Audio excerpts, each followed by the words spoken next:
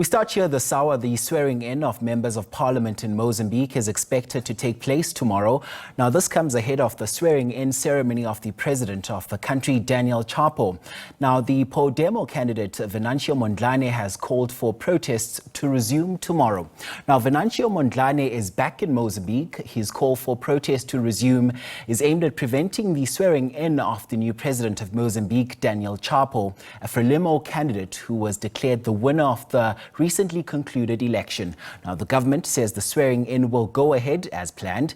The outgoing president, Filipe Nyusi, met leaders of political parties last week with the aim of finding a solution to the current political crisis in that country. Let's get you more now on this. We joined via hybrid by SABC News International Editor Sophie Mokoena. So, Sophie, will the opposition parties attend the swearing in of members of parliament? Earlier on, I spoke to some of the opposition members, particularly from Renamo. I was told that a decision was taken last week after Renamo had a meeting that they will not attend the swearing in. We don't know in terms of other parties, particularly PODEMO. As you know that the party is now the official opposition in parliament, and Venancio Mondlane was a candidate for PODEMO, even though he is not the leader of that party. So we'll see tomorrow what's going to happen. But we were told that in terms of electoral process, the swearing in of members of parliament will go ahead tomorrow. And just to pick up on the point that you just made now, Venancio Mondlane has called for protests to resume tomorrow. Any word from government or other political parties? Well, political parties I spoke to, they are waiting to see how Mozambicans will respond. But in terms of government, there's no word. What we are told is that because of the swearing in, government is ensuring that the security and nothing is going to stop the process that has to unfold in terms of the swearing in. In other words, blocking of roads and all of that. And therefore, we'll see tomorrow whether the Mozambicans themselves will respond to Mondlane's call. But when you look at when he arrived in the country on Thursday, you could see many young people lining the streets and welcoming him.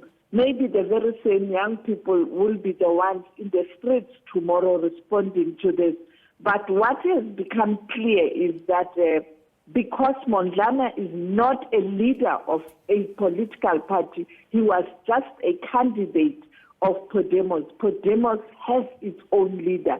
It's beginning to become a bit of a problem in terms of how do you ensure that the leader of the party and the party itself is in control. It is not about a personality cult, people looking at Mondlane out of the political party PODEMO. And as they struggle with that, there seems to be Mondlane becoming a party rather than a party having Mondlane as their candidate. And therefore, we'll see what is going to happen when you have that kind of a division a bit or that rupture.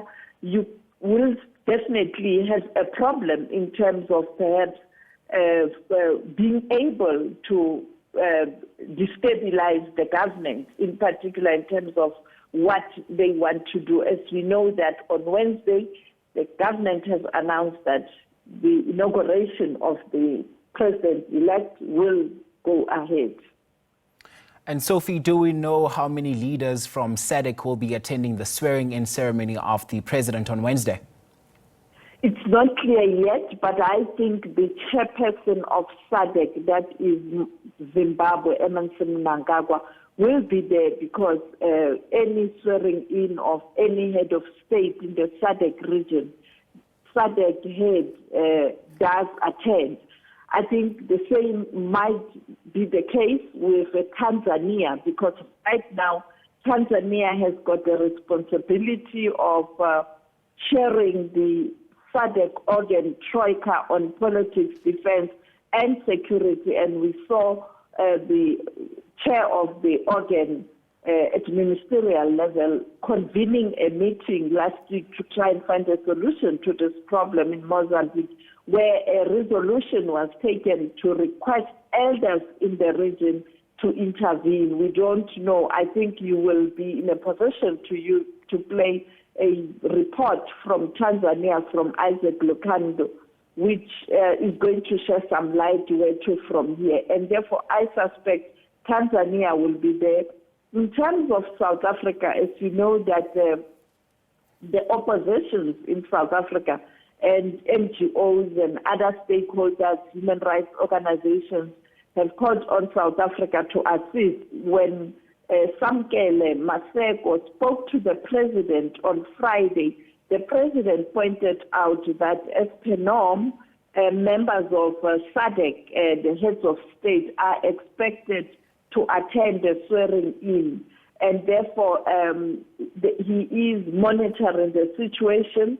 A decision, a confirmed one, hasn't been taken yet, but maybe today we may be in the position to check with the president 3 days left whether he will be traveling to Maputo. As you are aware, yesterday during that ANC January 8th statement, you had all these liberation organizations from the SADC attending that event of the ANC. And you can see now the liberation organizations on the continent are now uniting based on the challenges that they face.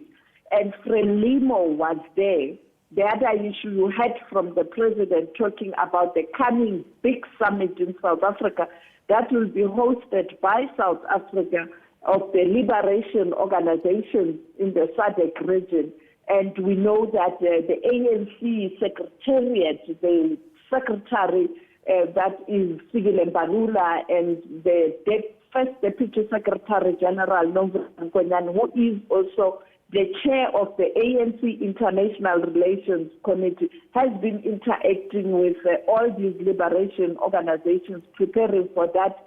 And we know they are also interacting with Frelimo. And therefore, because of this big summit coming to South Africa of liberation organizations, President Ramaphosa wouldn't want to be seen as perhaps sidelining or not supporting the liberation organizations, but at the same time, at government level, he will try to evoke the diplomatic position and policies and foreign policy to try and manage this delicate situation.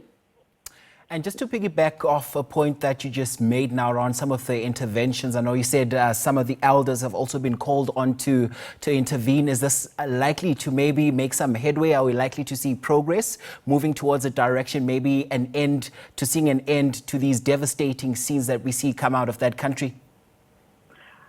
You know, the mediation and the facilitation process, it is not very easy. We have witnessed this on the continent on many occasions because as we cover the continent and as we have been covering the continent and South Africa's foreign policy and peace and security since 1994, with all those different interventions by different leaders, Mandela in the DRC, and then Mbeki with DRC, with Liberia, and the DRC again, and Sudan, and all of that. And Ramaphosa now trying to deal with issues of Lesotho, where he got it right, and then now behind the scenes working with SADC leaders on the DRC matter and the Sudan question. South Africa is still involved in trying to help Sudan. It has never been easy, and therefore that's what's going to happen with Mozambique. It will not be easy. The opposition parties will continue to reject results. On the other hand, you will have government saying we've won the elections, Frelimo, and therefore it's not an easy thing. I mean, look what happened in Zimbabwe. It was very difficult. much as the opposition agreed that they will be part of government of national unity at that time, now they are claiming that they were pushed into that.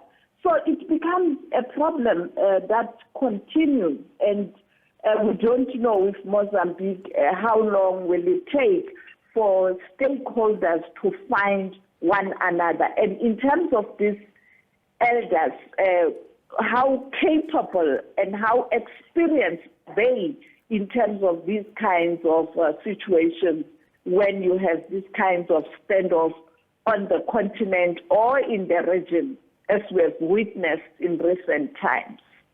All right, Sophie Mokoena is SABC News International Editor. Thanks very much indeed for your time on the program.